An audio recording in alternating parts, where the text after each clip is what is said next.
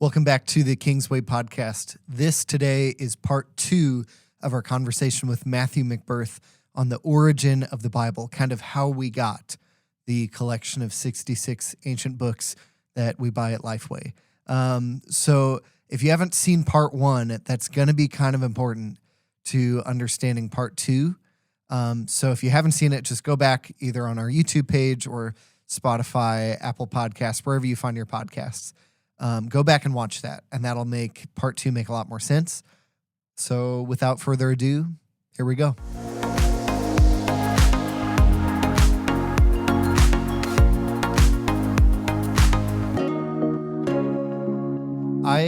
This may be the more boring part of the podcast, but I feel like we can't answer unnamed Kingsway podcast listeners' question, Zach, unless we talk a little bit about manuscript history. Sure. Not even necessarily specifics, but in general, autographs, manuscripts, dating, distance between when it was originally written. Yeah. So I don't know what this does whenever I say it to people. When I say it to my students, I wonder what their response is always going to be. And I don't know, maybe they hate me whenever I say it. But an autograph, as you just said, we don't mean in the sense of a celebrity signing something. When someone says an autograph and they're talking about ancient texts, they mean this is the original thing. Yeah. This is the original. So when they say the autograph of Matthew, they mean Matthew literally putting pen to paper or pen to papyrus, right?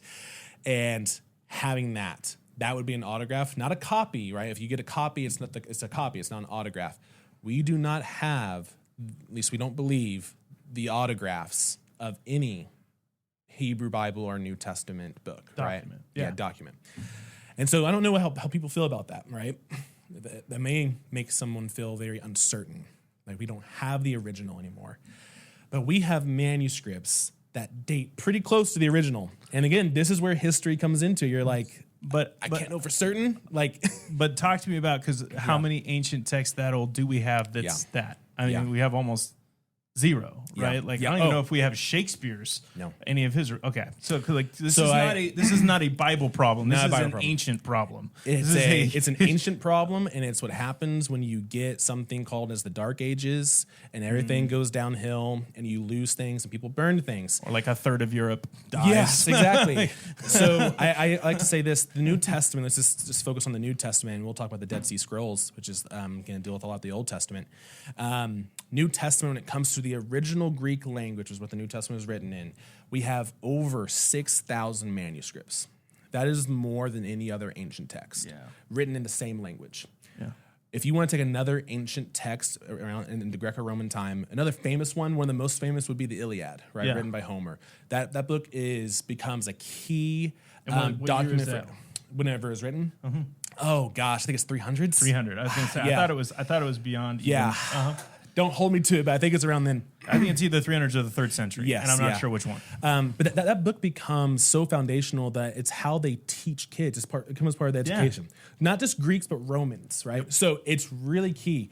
We only have 600 manuscripts, Greek manuscripts of the Iliad, right? And so it's funny because I do some reading into the Iliad to figure out some things. Only the super nerds know that there can be some textual discrepancies or something like that. But even they don't freak out about it. Yeah. They're kind of just like, this manuscript says this manuscript says this. We're actually pretty sure it's this because, and here's the reason why. With the New Testament, we have 6,000 to compare to each other.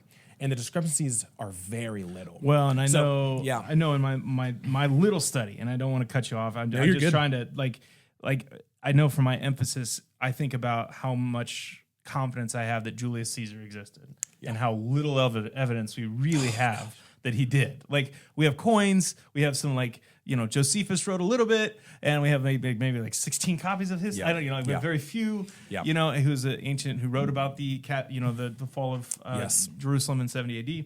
And how confident I was as a kid. And then you hear things like, hey, we don't have the original text, and it's like, Alexander the Great would be even someone more pivotal, right? I mean, Julius Caesar is a big deal, but compared to Alexander the Great, I mean, this dude literally took Greek culture and spread it across the entire world, at least the known world. 3 continents. We do not have anything that was written within his lifetime about him. Holy cow. And we do not have anything within 200 years of his life, right?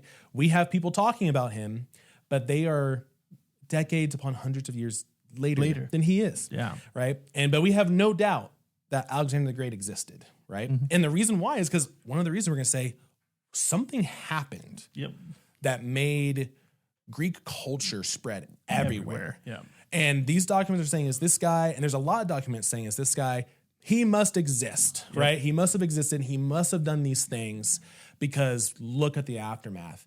And we have books written about Jesus, right, that are within 100 years of his life. Manuscripts. So one of the earliest manuscripts we have, we believe, can be dated within the 2nd century, probably mid-2nd century, maybe late 2nd century, okay? That's a little bit more than 100 years after Jesus' life, right? Mm-hmm. But that is rare. Yeah. It's super rare. And I always find it funny, it is of the Gospel of John, which is one of the later Gospels written. But it's the earliest manuscript. But it would make sense that the Gospel of John's the one because he's taken the most time and the most care, and his popularity would have been at an all-time high by the time he released his Gospel. He's one of the later disciples, or he's one of the latest living disciples, right? So he lives longer. We think traditionally he lives the longest, more than any other disciples. And we know actually his people that followed him, so Polycarp and Irenaeus and stuff like that. So we can definitely see why. Well, and he didn't have the ability to get around campfires with everybody. He was trapped, so he had to write. Yeah. Can't go anywhere. You know, it's like so. Like I can just see how he's like, all right, I'll bring the word to you. I can't teach it, talk to you about it. I'll bring it to you.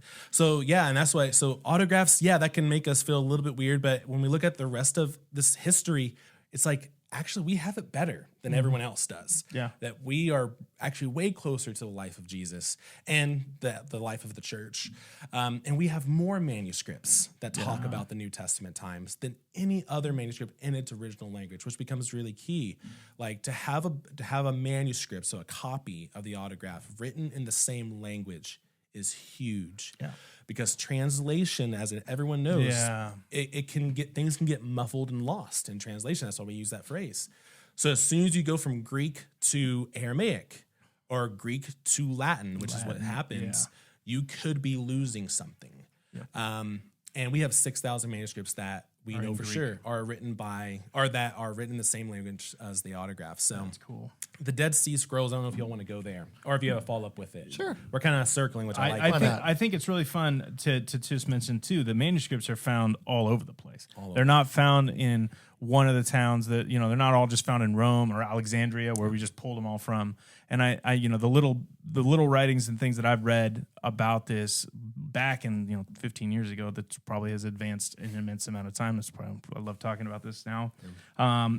I think it's really cool to recognize that they have manuscripts that are written in the same language, that are from similar times, from similar town, or from distant towns that match so incredibly well. And that's just that's kind of sign like I always think it's funny. It's like Pride and Prejudice, or like a book that we would call a classic, like To Kill a Mockingbird. Yeah. If you found one in L.A. and then you found one in Maine, and they both lined up in English, you would be like, well, they're probably the same book. And so it's very cool to see that 6,000 is, like you said, an ancient text of that old is unheard of. Yeah. To tie this a little bit to something that may be more on the ground level for our average church listener, I very, very lightly bashed the King James in a few verse of the day podcasts ago. I don't remember which one it was, but I think it was John 14 or something, where then he talks about the mansions in heaven. Yeah. And I talk about how there's two big issues with the King James. One, it pulls from the Vulgate a lot, the Latin Bible, where it doesn't have Greek manuscripts. And secondly, they had 6. Yeah. Am I right on that? I'm not sure. So there are all these not violent, but like militant, sometimes malicious sounding videos on the internet that are King James only people who are like, did you know that the New International Version takes out 16 verses of the Bible? Well, you know what that is that's us going from 6 to 6,000 manuscripts. Yep. And saying, we think this verse was an addition at some manuscript in 1000 AD or something, trying to clarify the verse before or something like that. Yep. And this verse, and it's of the I don't know how many there are, but hundreds of thousands of verses in the New Testament. I'm totally making that number up, but it seems right. Yeah. Seems right. Of that many, there are 16 where it's questionable. Yeah. Yeah. That I don't know that there's a book that's only 16 verses. Yeah. Like we're good. Yeah. Philemon, maybe? Yeah. Philemon's close. Jude's close. Yeah. Like It's astounding. It's one of those moments where, again, you just have to look at it and say, something was happening bigger than what we can just logically explain. But so it's so amazing. And I think, yes, the KJV is, I've heard horror stories kind of similar, just in the sense of, KJV being the almost as if the KJV was the autographs. It's like, okay, it's not. But we have discovered so many more manuscripts. Yeah. And key is, even with the Old Testament, KJV was written before the Dead Sea Scrolls. Oh, which really found thousands, right, of manuscripts, right, and parts of manuscripts. So like that immediately makes the KJV, doesn't make it bad. Actually, many Hebrew scholars will still say like KJV is written really well, but they're missing out on manuscripts that we have now. It doesn't mean that the theology changes in the following or in the finding of those manuscripts. But it refines. Exactly. It refines. It makes us more confident. It can change a word that actually gets better at the connotation that the author means it. Right? Oh, absolutely. So, yeah. That's really cool. So the Dead Sea Scrolls, just do a flyover of that. So this is Old Testament. We don't get any autographs from this either, but it gives us a large portion. And it was found so, I would say like not that long ago. Like I don't know how to say it, like so late in the game because it's 20th century, right? Yeah. Crazy. So found in 1947, 1946 is when the first cave, and this is going to be near the Dead Sea in the Middle East. You should think, when you look at it, it is just barren, and there's tons of cliffs, and there's these little holes in the cliffs that are caves, that are legitimate caves. The story is crazy. This kid's just walking around, and he's just throwing rocks into these caves. He throws a rock into a cave, and he hears glass break. And that's how the Dead Sea Scrolls are found, right? And so in them are just hundreds upon thousands, as they continue to discover over the next decades, just manuscripts in the Hebrew language, which again becomes very key, that it's in Hebrew, of books outside of the Old Testament, but tons of manuscripts from books in the Old Testament. Yeah. And so that becomes very key, because these are manuscripts that we date to as old as like 200 BC. 200 years before Jesus was walking. That's how old some of these manuscripts are. I got to see one of the Dead Sea Scrolls at the History of the Bible Museum in DC. I want to go there so badly. It was Isaiah, and it wasn't Isaiah 53, which I was like, please be Isaiah 53. Not Isaiah 53. But it was Isaiah 6. Okay. Which was, I was like, all right, this is not bad. It's not a bad one. Yes. But it was really cool. They find like a complete scroll of Isaiah during these excavations. Like, so you just know Isaiah played, and again, Isaiah is not part of the Torah, right? It's part of the prophets, which is solidified later. Yep. But they were all like, this book is so important to who we are, what's going on, who God is, that's one of the only complete manuscripts that we have from the Dead Sea. Well, and it was, I mean, we were talking about this earlier, how God can use all different sects of people, of people, like meaning different denominations, different beliefs. SECTS. Yes, thank you. Yes, he can use all those different groups of people.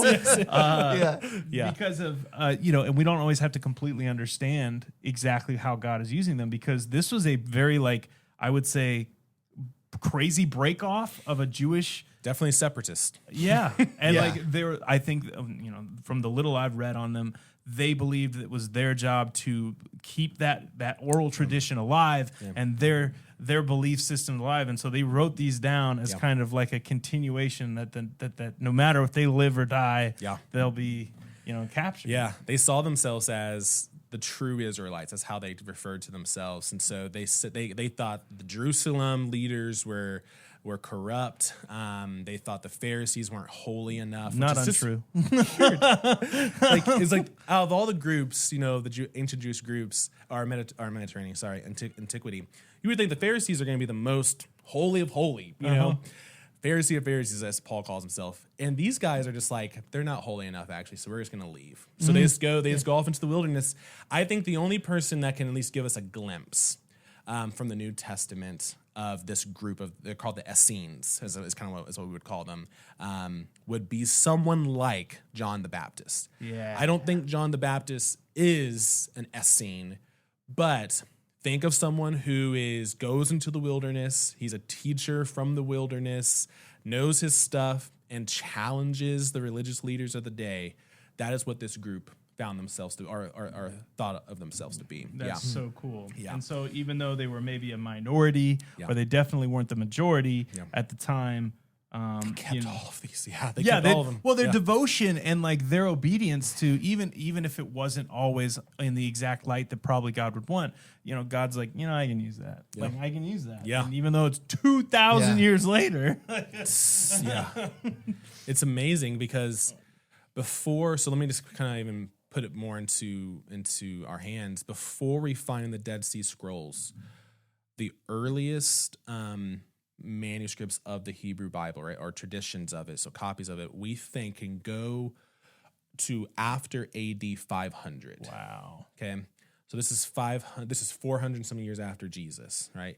Now we find almost 1,000 years later, or more than 1,000 years later, right?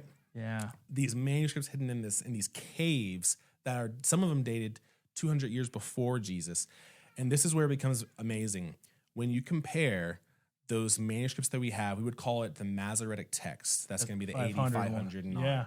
It's the Masoretic text. The family that kind of puts themselves as like the people who are going to keep it is called the Ben Asher family.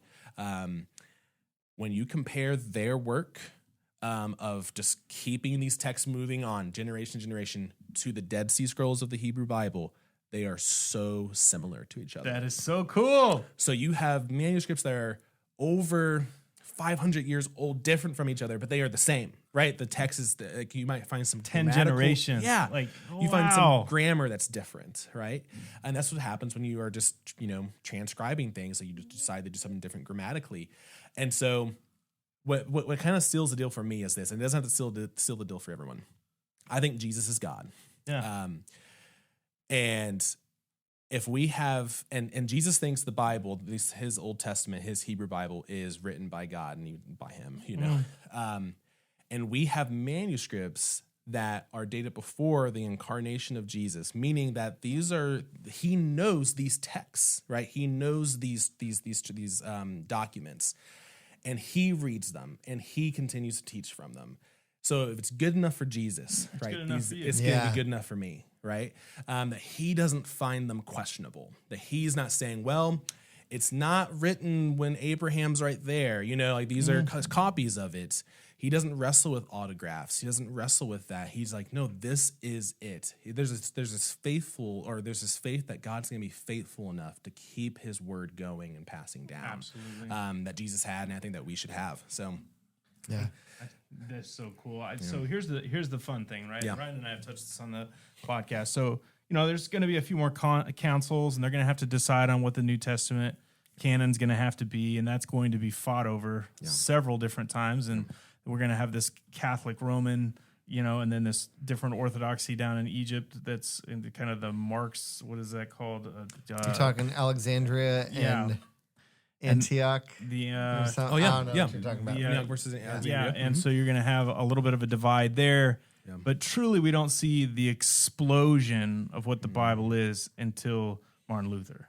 Yes, I mean that really, because it's almost like this 1,000 year of like fights and but there's no printing press. No. So nothing really dominates. Yes. You know what I mean? Nothing really dominates until you get to that. Yes. Yep. So talk a little bit about how it gets from Greek and then it goes into Latin, and then the Catholic Church just seems to dominate its control over it for a long period. So so it's written in Greek, and again, this is the New Testament in particular, of course. It's written in Greek, and we see pretty early on most of the New Testament books that we have today are used in worship service and teaching.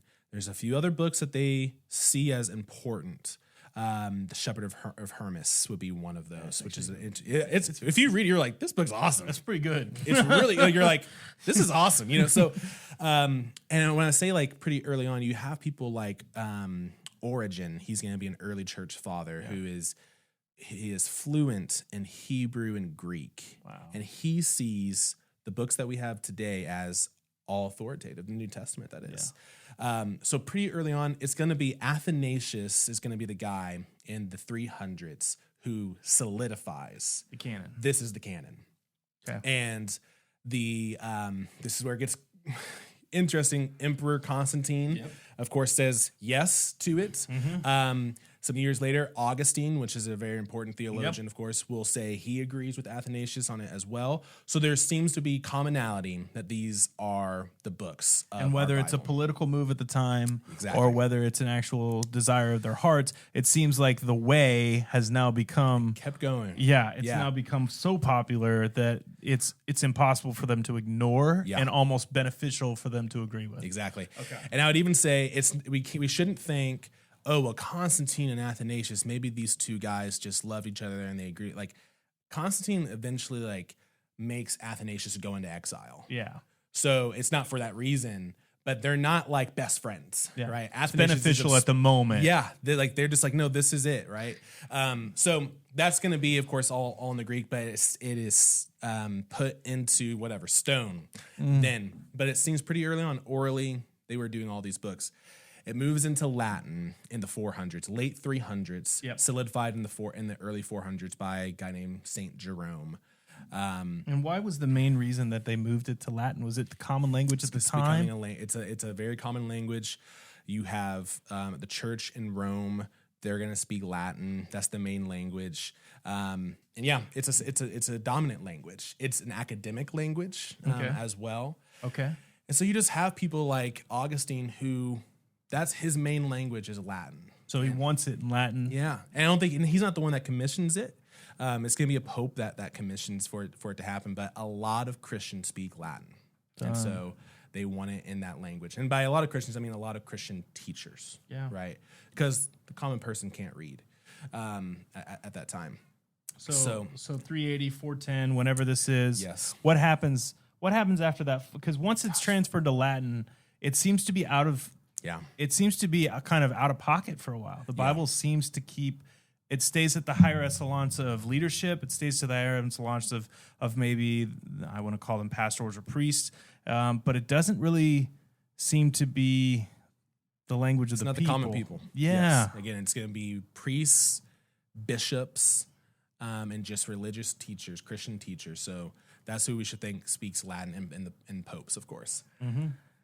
And so it's going to be, I'm blanking on the date, 1300s, I believe, is when John Wycliffe is like, yo, this can be really bad that the common Christian can't read the Bible in their own language, right? And so he sets out to translate the Bible into English. Yes. Okay. And dies for it. I believe it's John Wycliffe that dies for it. Yeah. Mm-hmm. And so you have the Wycliffe Bible is translated into English in the 1300s. I think it's mid to late 1300s when the project starts and ends. You have Tyndale that comes after him that does it as well. Yeah. And so that's why those you'll hear the Wycliffe Bible or the Tyndale Bible. Those are very important because of just that is when it is officially translated into English, which is becoming more common language. Martin Luther translates this in the German in the 1500s, right? My dates are so bad. No. But I think it's important. Like people can go and look these up on Wikipedia, exactly. And Wikipedia is much more trustworthy in this stuff. Seriously, yes. And so I think the other side too is to notice that the Wycliffe and the Tyndale are going to benefit also from the Gutenberg press. And though they're written hundreds of years before, as soon as that German Bible starts getting pumped out, those English Bibles are getting pumped out too, and it's part of the movement. And more manuscripts have been found. You have, and this is where it gets interesting with Martin Luther. He knows language very well. Yeah. And so he's not just yes. And he knows how to have debates too. And the beer part didn't help either. But Martin Luther knows ancient languages. so he doesn't have to just rely on the Latin Vulgate. No. And which means he can actually get to the original language and translate it into the common language of his day. And that is just very important because, again, translation can make something change that you don't want changed, right? It can change meaning, it can change the tone of a text, right? So it becomes very important that he's actually able to look at the original language. And please, some of these people that we're talking about, go, and if you're like, I don't know who that is, just pause the video. Yeah. Go do a little bit of research because Martin Luther is worth investigating. Yeah. He's got his thesis that he types, he basically writes out and slaps on the door. Yeah. Basically a bunch of things that he saw the Catholic Church doing that he thought was unjustified through his own studies. Yes. And then he actually translates the whole Bible. Is it less than a year or is it in a year? I forget how short of a time. It is a short timing. That's while he's in exile, I believe. Yeah, he legitimately does it in such a short time and makes it happen because he's under threat and he wants to get it out. And again, that's like this is for the common Christian, right? Every Christian should be able to read the words of Jesus. Every Christian should be able to know what the Torah is, right? It's like this is what we live by. This is the way, right? And it helps us understand that. And so why should we just have to rely on people who know Latin, right? When we don't speak Latin, right? And that's the reason why. And that's the reason why Martin Luther even struggles with things that the church teaches sometimes. He's like, he doesn't see that in Scripture. Yeah. So they'd been keeping Scripture back in this language, so it wasn't the common language, remaking it into an oral tradition. Yeah. Like it used to be. Yes. But with the downside of we actually have the written words and we're not going to show you and you wouldn't understand them anyway. Yeah. So trust us when we tell you. Yes.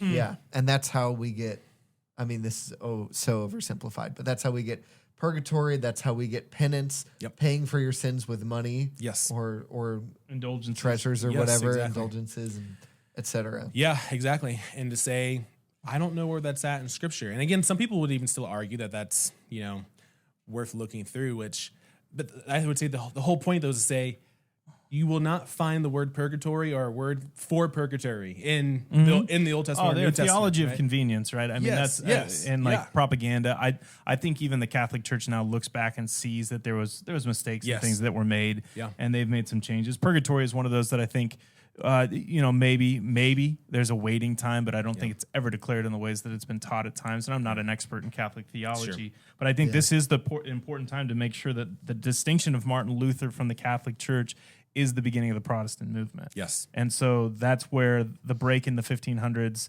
officially happens. And if we're a non-denominational Christian church, so we are officially a part of the anti-Baptist Protestant movement, Anabaptist, that's just kind of what we are. And so people don't even know that. They're like, we're what? We're German. No, well, not I was really. baptized at 11. I'm not anti-Baptist. And it is good to say that the Catholic Church did recognize those things, that they had their own Reformation, actually, in the sense of, okay, we need to actually reevaluate the things that we have done that are not the greatest. So took a minute. It took a minute.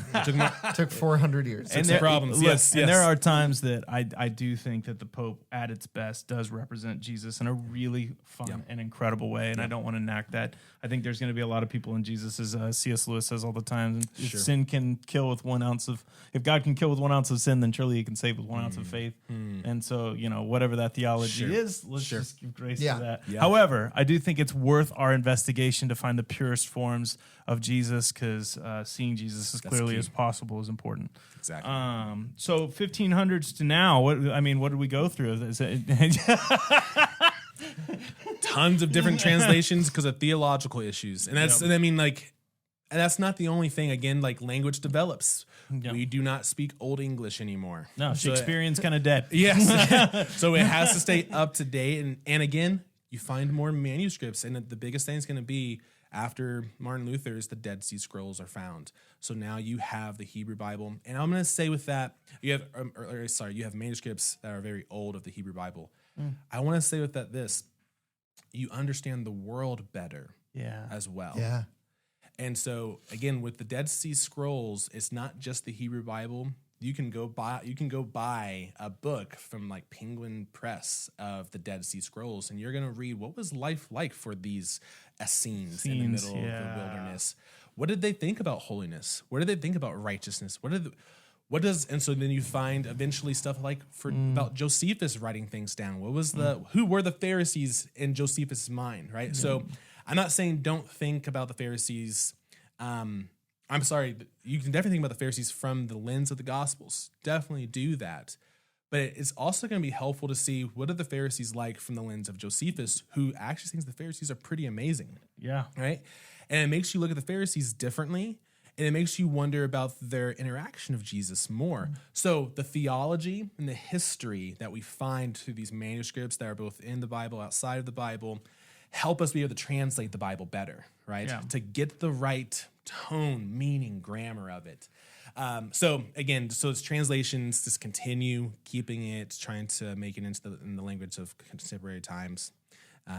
Different movements use it in different ways. Yeah. It comes across. I know even like growing up, memorizing everything in the King James. Yeah. And then, 1984, the NIV, kind of becomes this like new movement. What Bible, what translation do you all use? So I'm an NIV, a new NIV, but I prefer the NLT. Okay. But I like the ESV to study. Okay. So it's one of those. Sure. Yeah. Different translations for different moments. I Yes. love reading out of the NLT. Yeah. For like our church. Yeah. One of the reasons is the Greek textbook we used past tense, might still use at Ozark, is by Bill Mounts. Yes. And Bill Mounts was on the translation team for the ESV. Oh, was and he then really? he Okay. was on the team for the NLT. Okay. And he had a video talking about both, and he was like specifically to the more phrase for phrase translation haters. Yeah. He was like, I was on the ESV team and that was hard.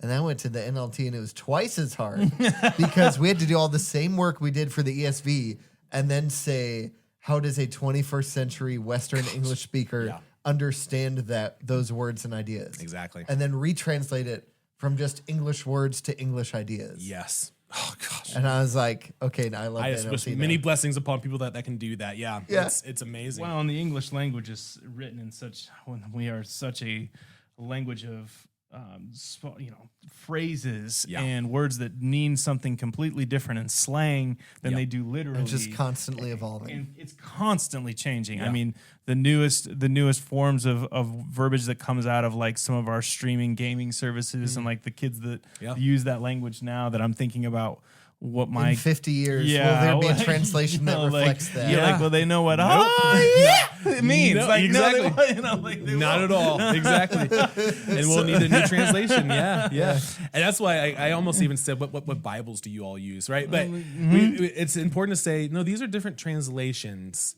of the same manuscripts, right? That we say, no, we trust in these manuscripts. And that's why like a study Bible or a Bible that just has some footnotes in it is amazing. Because it will actually tell you when there is a difference in manuscripts. And they'll say, hey, just so you know, there's this.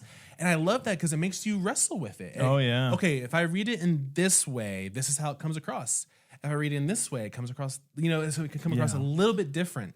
But it's usually just going to be grammatical differences in those. We're just learning about John 8, the woman caught in adultery, and how little textual confidence there is in that. My students hate it when I talk about that text. Yeah, I love the story. It's an amazing story. And I will probably continue to teach it, but I have to get more of an addendum because there's probably less evidence to that than to the ending of Mark. Yep. And which is so sad to say because I love that story so much. And I would say again, the reason why you love the story and the reason why we even wrestle with it, and I would say the reason why translation committees continue to keep it in is because it doesn't seem to go against Jesus' teaching in a way. Absolutely. Yeah. No, it fits. Like people are like, yeah, I could totally see Jesus doing this, but I tell students, hey, the earliest manuscripts don't have it. Like it could have just been added on, but some people actually argue. This is where it gets interesting. I don't know. Maybe we won't. No. Go. Some people argue that. So what we've been talking about is textual criticism, right? Yep, we have. That's the biggest thing. Comparing manuscripts, dating manuscripts, and trying to figure out what's the earliest manuscript. Each version of the Bible is that to a degree. Exactly. Absolutely. Then you get into another area, which is literary criticism, which is just actually doing like literary studies of books. So here's the argument. Some people argue that John 8, that story, fits very well literarily in the Gospel of Luke. And that it actually may be part of the Gospel of Luke, And again, we can't say for sure. It's interesting. I was talking to a professor. The detail here, in it is insane. But I mean, it's Luke cares so much about Jesus' interaction with women, right? So much, more than anyone else. It seems that he is focusing on that, right? And he's dealing with the Old Testament and law, but the traditions of the fathers, the traditions of the scribes. And that's all throughout there. So some people argue literarily that story might be found in the Gospel of Luke, and that somehow it got out of it and it found its way in the Gospel of John. There's no proving it.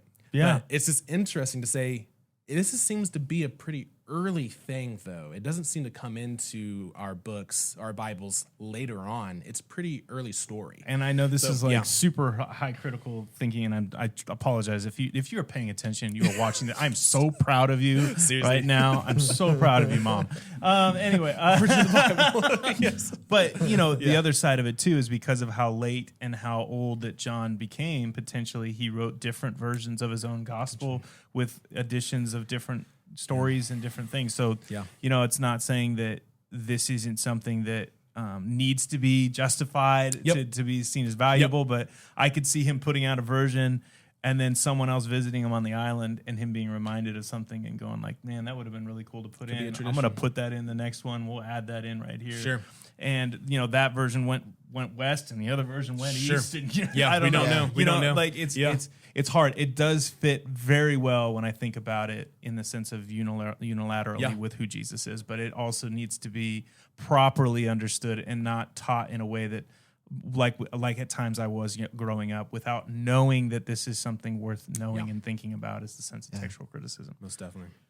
Golly, this has been an awesome episode. I hope so. It makes my heart so happy, and I hope unknown questioner Zach that you enjoyed your episode. Yeah. Here's the fun thing: if you had some questions about what we talked about, I'm sure Matthew would love to give his personal phone number and email. I'm just kidding. His personal order from Hackett's. He would love to do an oral history translation number. with you. Yeah. We would love to get those. Ryan has obviously a way that we can get in contact through email. You can always look us up at kingswaymo.com. Send me or Ryan an email with any questions. You can always try to get a hold of us through social media. We always appreciate any questions, any criticisms, or any thoughts that we need to continue to flesh out, or any things that you're pushing back on that maybe you've been taught differently. Again, we are just trying to be people that love to learn and continually ask the question, well, what else can we learn? What else is there to learn? We believe that looking at something more intensely only shows God's beauty in creation in deeper ways. Yeah. And there's nothing to be afraid of that, and he is in charge of all things. Yeah. So the Bible is nothing different. And one of the things I loved at lunch that we talked about is the first century church fell in love with Jesus far before it fell in love even with the Hebrew Bible. It just fell in love with the concept of a man that would come, love so deeply, give so selflessly, and then offer hope so generously. Yeah. And I think that's at the center of both the Hebrew Bible as a picture of hope that they're looking forward to in the future, and a picture of the New Testament that we look back to, that we trust God's faithfulness moving forward. So it's a beautiful story, a beautiful thing worth fighting for and studying, and I hope you enjoyed the conversation today. If you have your own idea, I think we said this at the beginning, but I want to reiterate it. This episode is entirely because somebody said, I would like an episode about something like this. Yep. So if you're curious about something, you want to know more about something, we do live 45 minutes away from a college that does know everything. That has almost doctors. They have accumulated all knowledge. Yes.